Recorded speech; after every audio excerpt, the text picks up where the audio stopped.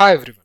Thank you for visiting my channel Stocks Current Affairs, which gives you a comprehensive understanding of the business, products and services of a listed company. In this video, I'll share insights about an upcoming IPO of Azad Engineering. The company produces complex and highly engineered precision forged and machined instruments for OEMs, original equipment manufacturers.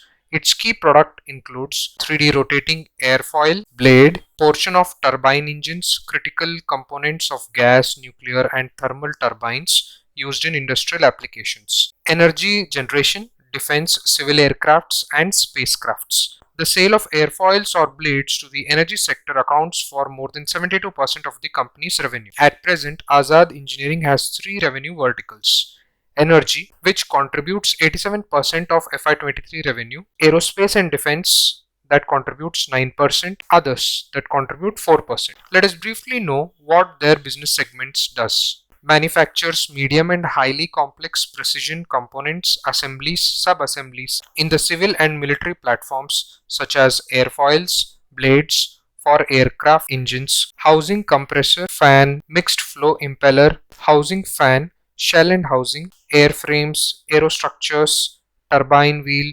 nozzle, lever arms, hydraulics, flight control, actuating system and others. Manufactures industrial aerospace standard fuel distribution parts for all synchronized hydro-pneumatic systems across the aircraft. Energy.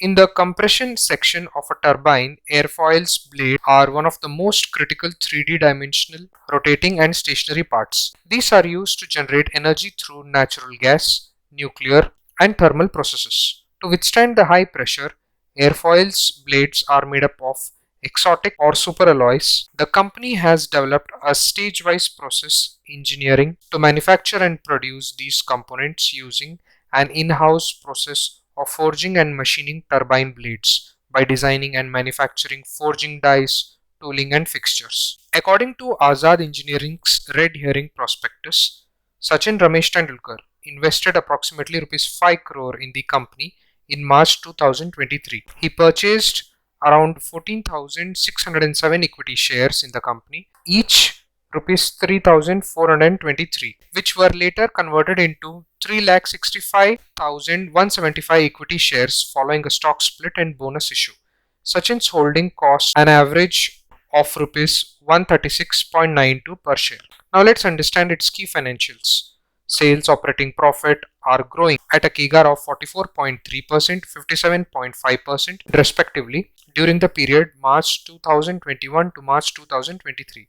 Operating profit margin are in double digits, increasing from 24% in March 2021 to 29% in March 2023. However, where the problem lies is in net profit, that has decreased at a CAGR of 20% from March 2021 to March 2023. Both interest costs and depreciation have increased, mainly owing to increasing debt and depreciation on fixed assets. Another key point to note: if you see, the tax percentage is going up. The company is taking up higher debt to service their needs and using higher interest expense as tax shield and reducing profit before tax, in turn paying less taxes. Reserves are growing, which is a great sign. However, borrowings are growing more than reserves. Specifically, long-term borrowings have grown by 132.2% during the period from March 2021 to March 2023. Short-term borrowings too have increased as the business is capital intensive. Key points to note about the company: long-term client relationships. The top 5 customers have been with the company for more than 10 years. Clients include General Electric, Honeywell International,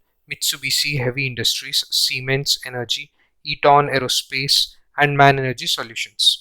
Because of the stringent quality requirements, the barriers to entry is high. It caters to industries with significant entry barriers. The expansion of India's defense and energy sector as well as government's Make in India initiative are expected to aid the company's operations. It is difficult for its clients to switch suppliers easily, ensuring client loyalty. There are no promoters pledging their shares in the company. Now let's understand its risk factors. The top 5 customers contributed 63.1% of FY23 revenue, with the largest contributing 32.9%. It gets the majority of its raw material from a small number of suppliers. In 6 months ending September 30, 2023, it obtained 42.6% of its raw material from a single supplier. The company faces stiff competition from Indian manufacturers as well as international players from China, Europe, and the US and Japan. The IPO is valued at 365.6 times earning compared to the median level of 62.2 times for peers. Now let's understand its key growth prospects. Growing global airfoils market. The global market for airfoils is expected to grow at a CAGR of 7% to 9 billion US dollars by 2028. The aircraft industries is expected to be the fastest growing segment in the coming years. Airbus forecasts the demand for new 39,490 passengers and freighter aircrafts, resulting in air passenger traffic to increase by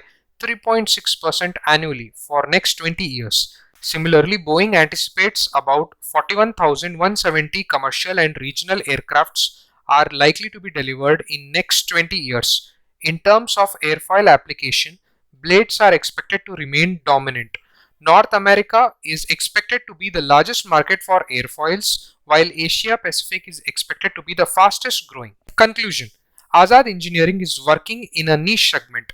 The business has high working capital requirements. The company's cash flows have not been consistent in the past. Besides, it has high debt levels and is highly capital intensive. The company does not have a competitive advantage as it faces significant competition from both Indian and international players in China, Europe, US, and Japan.